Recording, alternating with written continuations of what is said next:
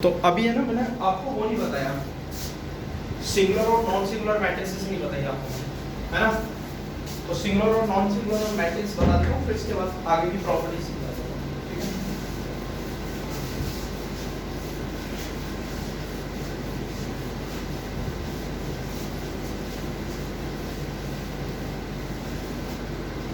देखो, मैं अगर आपसे बात करता हूँ, हमारे पास जो मैट्रिक्स है हमने टाइप तो पढ़ लिए। एक आता है हमारे पास क्या, singular matrix. Singular matrix, singular matrix क्या होती है?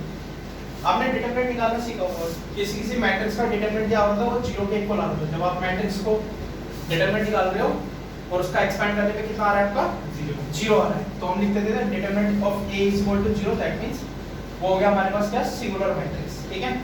दूसरी बात करते हैं, हमारे पास क्या होता है, नॉन सिंगुलर मैट्रिक्स होते हैं। क्या होती है? नॉन सिंगुलर मैट्रिक्स, ठीक है। Non singular matrix, non singular matrix में हमारे पास जो डिटरमिनेंट a की वैल्यू होती है ना, वो नॉट इक्वल टू क्या होती है, वो जीरो के इक्वल होती है। जब आप डिटरमिनेंट a निकाल रहे थे, किसी किसी मैट्रिक्स में जीरो आता है, किसी किसी में नॉट इक्वल टू। बेसिकली हम लोग जो काम करते हैं ना, वो नॉन सिंगुलर मैट्रिक्स पे काम करते हैं, ठीक है। लेकिन सिंगुलर मैट्रिक्स में भी हमारे पास हमसे क्वेश्चन पूछ लिए जाते हैं, ठीक है। और कैसे क्वेश्चन पूछे जाते हैं वो भी मैं आपको बता दूंगा। ग्रुप में शायद शेयर किए थे मैंने, कोई क्वेश्चन नहीं किया था ना, बताता हूं। तो सिंगुलर मैट्रिक्स और नॉन सिंगुलर मैट्रिक्स से बीच में, और एक चीज और ये भी पता लगता है कि सिंगुलर और नॉन सिंगुलर मैट्रिक्स किस टाइप की होती है आपके पास। कैसी मैट्रिक्स होंगी, स्क्वायर होंगी या फिर डायगोनल होंगी या स्क्वायर शेप होंगी, कैसी होंगी मैट्रिक्स बताओ।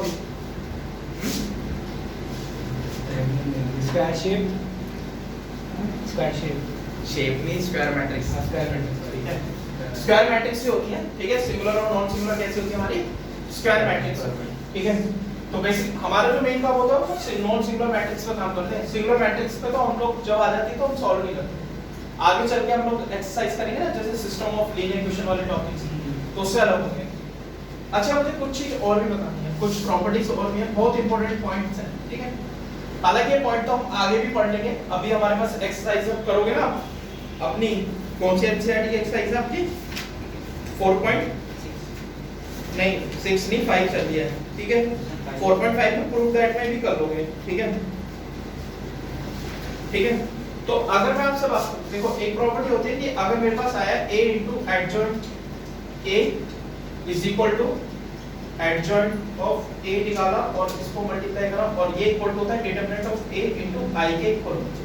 ये प्रॉपर्टी याद रखना, ठीक है। वैसे इसके बेस पर प्रूफ के लिए आपको जो ना क्वेश्चंस हैं हमारे पास, ठीक है, हम प्रूफ भी सीख लेंगे इसका प्रूफ कैसे होता है, ठीक है। 4.5 का क्वेश्चन नंबर 2 ही है शायद, 1 और 2 को छोड़ के, शायद 1 और 2 के दो क्वेश्चन छोड़ के स्टार्टिंग का तीसरा क्वेश्चन है शायद वो, हां 4.5 का क्वेश्चन नंबर 3 है ना, 3 और 4 इसी के बेस पे है, ठीक है।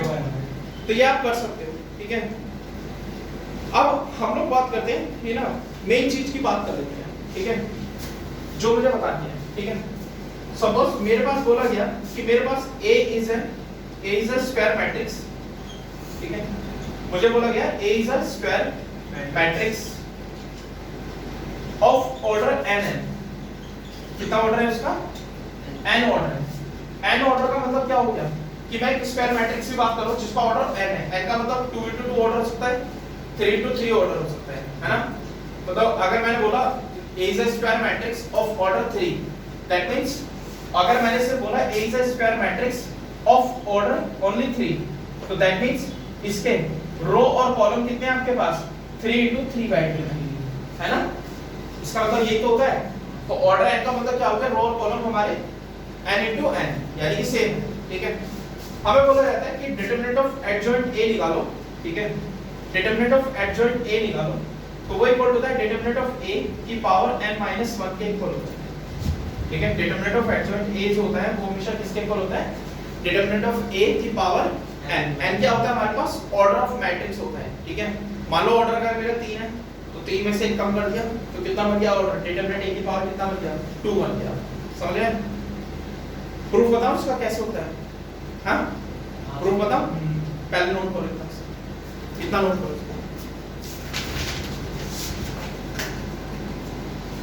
चलो तो आगे देखो, इसका प्रूफ बता देता हूं कि ये आखिर आया कैसे। ये जो मेरे पास A is a square matrix है, एक्चुअली यहाँ पर ये जो स्क्वायर मैट्रिक्स है ये भी हमारे पास कैसी मैट्रिक्स होगी, ये एक नॉन सिंगुलर मैट्रिक्स होगी। क्या होगी ये मेरी नॉन सिंगुलर मैट्रिक्स होगी, ठीक है। हम बोल सकते हैं कि इसको हम क्या नॉन सिंगुलर मैट्रिक्स, ठीक है, क्योंकि हम लोग सॉल्व भी उसी के लिए करते हैं जिसका डिटरमिनेंट 0 ही हो गया तो उसको हम सॉल्व करके लाएंगे क्या आंसर, कुछ भी नहीं ला सकते, ठीक है। मैं इसके बारे में बता देता हूं आपको कि आखिर ये हुआ कैसे, ठीक है। इसका यूज करने के लिए मुझे इस प्रॉपर्टी का यूज करना पड़ेगा, ठीक है, ठीक है, इसका यूज करें। अच्छा सुनो, इन दोनों में से कोई भी एक प्रूफ उठा लो, ठीक है, या तो आप ये उठा लो, इसके पैरेलल में इसे उठा लो, ठीक है, मैं इसी को उठा लेता हूं इन दोनों को, ठीक है ना। मैंने क्या करा, एक सपोज एक एग्जांपल के तौर पे मैंने बोला कि मेरे पास A is a non singular matrix है, ठीक है। कैसी है मेरे पास एक non singular matrix, non singular matrix में स्क्वायर मैट्रिक्स ऑलरेडी अपने आप में कवर्ड है, ठीक है। नॉन सिंगुलर मैट्रिक्स है और जिसका ऑर्डर बोला है मुझे कितना, ऑर्डर मेरे पास है 3, ठीक है।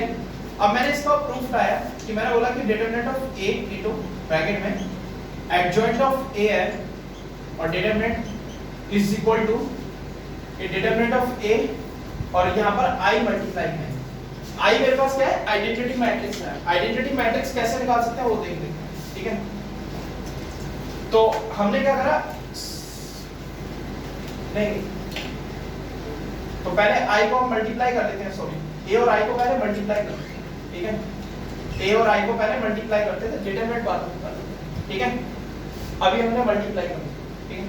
A इनटू में एडजॉइंट ऑफ A रखा, ठीक है, और मैंने क्या करा, A को जब आइडेंटिटी मैट्रिक्स से मल्टीप्लाई करोगे तो क्या आएगा आपके सामने, 0 0 0 मतलब 1, ये डिटरमिनेंट ही पुट कर दो, कोई बात, ठीक है।